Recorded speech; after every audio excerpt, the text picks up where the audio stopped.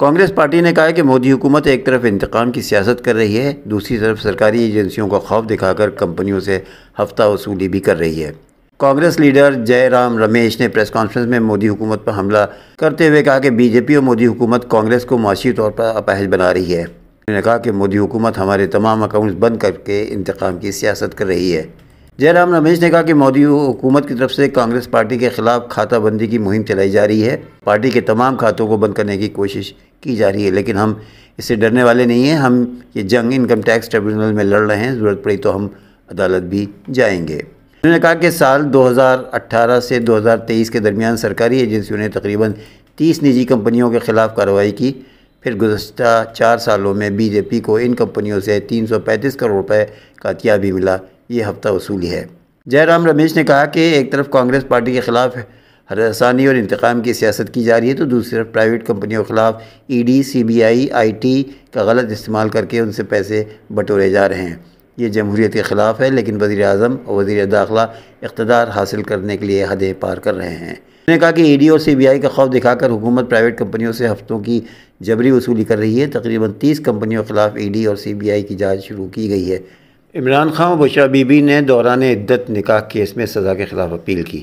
اسلام آباد سے خبر کے مطابق سابق وزیر اعظم اور بانی Tehreek Insaf P T I Imran Khan اور ان کی اہلیہ بشریٰ بی بی نے دوران عدت نکاح کیس میں سزا کے خلاف اپیل کرتے ہوئے کہا ہے کہ فیصلہ غیر قانونی، غیر اسلامی، غیر شرعی اور انصاف کے برخلاف ہے۔ پاکستان کے اردو اخبار ڈان نیوز کے مطابق درخواست میں استدعا کی گئی ہے کہ عدت میں نکاح کیس میں 3 فروری کے سزا کے فیصلے کو کالعدم قرار دیا جائے۔ ٹرائل کورٹ کا 3 فروری کا فیصلہ کالعدم قرار دیا جانا چاہیے۔ سابق وزیر اعظم و بانی Tehreek Insaf P T I Imran Khan اور ان کی اہلیہ بشریٰ بی بی نے دوران عدت نکاح کیس میں سزا کے خلاف ڈسٹرکٹ اینڈ سیشن کورٹ اسلام آباد میں اپیل دائر کی ہے۔ عمران خان اور بشریٰ بی بی کی جانب سے اپیل خالد یوسف چودھری ایڈوکیٹ نے دوران عدت نکاح کیس میں سزا کے خلاف اپیل دائر کی ہے، جبکہ بیرسٹر صفدر سلمان اکرم، راجہ خالد یوسف چودھری اور عثمان ریاض گل اس کی پیروی کر رہے ہیں۔ دائر درخواست میں وفاق اور خاور فرید مانیکا کو فریق بنایا گیا ہے۔ اس میں موقف اختیار کیا گیا ہے کہ طلاق اپریل 2017 میں ہوئی اور اگست 2017 میں والدے کا گھر میں منتقل ہو گئی تھی۔ طلاق کے 6 سال بعد درخواست دی گئی ہے۔ 3 مرتبہ طلاق دینے کے بعد حق رجوع نہیں بنتا۔ اس میں کہا گیا ہے کہ عدالت نے دائرہ اختیار نہ ہونے کے باوجود سماعت کی اور سزا عدت میں نکاح کا دی اور سزا غیر ضروری طور سے دی گئی۔ نیو یارک مسجد میں مسلمانوں کو ہراساں کرنے والے کی اب تک گرفتاری نہیں ہوئی ہے۔ نیو یارک کی مسجد میں مسلم کمیونٹی کو ہراساں کرنے کا واقعہ پیش آیا ہے۔ ایک شخص نے مسجد میں داخل ہو کر نماز کے قید سے غیرمعلوموں کی رہائی کا مطالبہ کیا۔ اس دوران اشتعال انگیزی کرنے والے شخص نے نمازیوں کی بات نہیں سنی۔ مسجد میں موجود افراد کو ہراساں کرنے والے شخص کو پولیس نے گرفتار نہیں کیا ہے۔ پولیس نے ملزم سے بات کرنے کے بعد رد عمل دیا کہ یہ مذہبی منافرت کا واقعہ نہیں ہے۔ دوسری جانب مسلم کمیونٹی کا کہنا ہے کہ واقعہ کسی اور عبادت گاہ میں ہوتا تو پولیس کا رد عمل مختلف ہوتا۔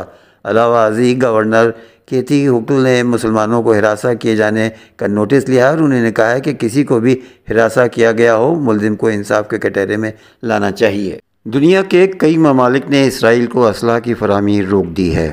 چونکہ غزہ میں شہریوں کی ہلاکتوں میں اضافہ ہو رہا ہے، کئی ممالک سے اسرائیل کو ہتھیاروں کی فروخت روکنے کا مطالبہ عالمی سطح پر کیا جا رہا ہے۔ امریکی سینٹ نے رواں ہفتے غزہ پر اسرائیل کی جنگ کی حمایت میں $14 ارب کے ایک بل کی منظوری دے دی تھی۔ گزشتہ اکتوبر میں جنگ شروع ہونے سے پہلے ہی امریکہ نے سالانہ $3 بلین کی فوجی امداد کی شکل میں عسکری ساز و سامان کی فراہمی کے ساتھ اسرائیل کی مضبوطی سے حمایت کی۔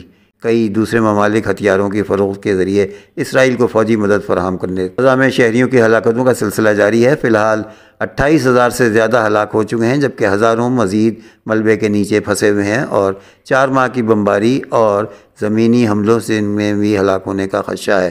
ہلاکتوں کی بڑھتی ہوئی تعداد انسانی اور سول سوسائٹی کے گروہوں کی جانب سے بیانات، مظاہروں اور اسرائیل کو فوجی مدد فراہم کرنے والے ممالک کے خلاف دائر مقدمات کی شکل میں بین الاقوامی مذمت کا باعث بن رہے ہیں۔ کچھ ممالک اس دباؤ کا جواب دے رہے ہیں۔ پیر کے روز یورپی یونین کی خارجہ پالیسی کے سربراہ جوزف بوریل نے امریکی صدر جو بائیڈن کی طرف سے 7 اکتوبر کے حماس کے حملوں پر اسرائیل کے رد عمل کی وضاحت پر تبصرہ کیا کہ حد ہو چکی ہے۔ بوریل نے صحافیوں کو بتایا کہ ٹھیک ہے، اگر آپ کو یقین ہے کہ بہت زیادہ لوگ مارے جا رہے ہیں تو شاید آپ کو کم ہتھیار فراہم کرنا چاہیے تاکہ کچھ کم لوگوں کو مارا جا سکے۔ تو کون ہے ممالک اسرائیل کو ہتھیار جواب بھیج رہے ہیں اور کون سے سپلائی معطل کرنے کے اقدامات کر رہے ہیں؟ اسرائیل کو اسلحہ فراہم کرنے والوں میں stock home international research institute کے اسلحہ کی منتقلی کی ڈیٹا بیس کے مطابق 2013 سے 2022 کے درمیان اسرائیل کے ہتھیاروں کی 68% درآمدات امریکہ سے ہوئی ہے۔ امریکی فوجی اسرائیل میں زمین پر ہتھیاروں کا ذخیرہ بھی رکھتی ہے، غالباً خود امریکی فوج کے استعمال کے لیے، تاہم امریکہ نے اسرائیل کو غزہ جنگ کے دوران ان میں سے کچھ سامان استعمال کرنے کی اجازت دی تھی۔ جرمنی سے درآمد شدہ ہتھیار اسرائیل کے فوجی درآمدات کا 28% ہے۔ جرمن اقتصادی وزارت کے اعداد و شمار کے مطابق نومبر میں اسرائیل کو فروخت میں اضافے کے بعد 2022 کے مطابق 2023 میں جرمنی کی فوجی برآمدات میں تقریباً 10 گنا اضافہ ہوا ہے۔ جرمن پولیس ایجنسی DPA کے مطابق جرمنی بنیادی طور پر اسرائیل کو فضائی دفاعی نظام اور مواصلاتی آلات کے اجزاء فراہم کرتا ہے۔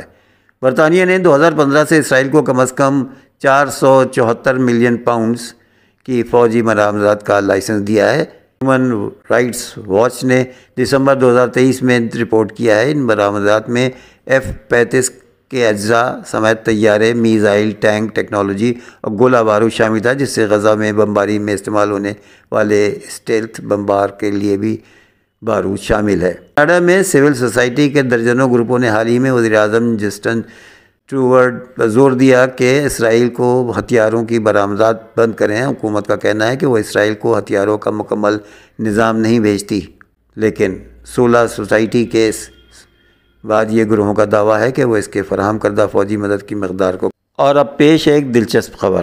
امریکی صدر کے کتے نے خفیہ ایجنٹوں کو کتنی بار کاٹا تھا، اس کی تعداد اب سامنے آ گئی ہے۔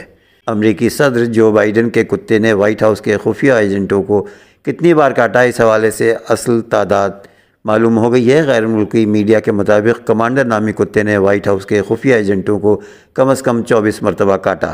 نئے سامنے آنے والے دستاویزات سے یہ بھی پتہ چلا ہے کہ جرمن شیفرڈ نسل کے اس کتے نے صدر جو بائیڈن کے محافظوں کے لیے کس حد تک افراتفری پھیلائی تھی۔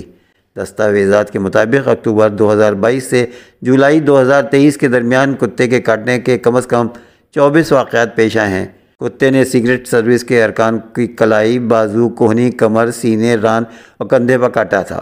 غیر ملکی میڈیا کے مطابق ان دستاویزات میں صرف سیکرٹ ایجنٹس کو کاٹنے کے واقعات کا ذکر کیا گیا ہے۔ دستاویزات میں دیگر افراد یا وائٹ ہاؤس کے عملے کو کاٹنے کے واقعات کا ذکر نہیں کیا گیا ہے۔